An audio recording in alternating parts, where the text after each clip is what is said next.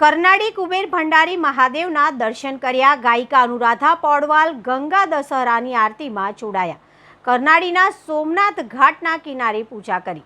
જાણીતા પ્લેબેક ગાયિકા અનુરાધા પૌડવાલે કરનાળીના પ્રસિદ્ધ શ્રી કુબેર ભંડારી મહાદેવ ખાતે પહોંચી પૂજન અર્ચનનો લાભ લઈ સાંજે ગંગા દશહરા પર્વની પૂર્ણાહુતિ આરતીમાં કરનાળીના સોમનાથ ઘાટે હાજરી આપી હતી।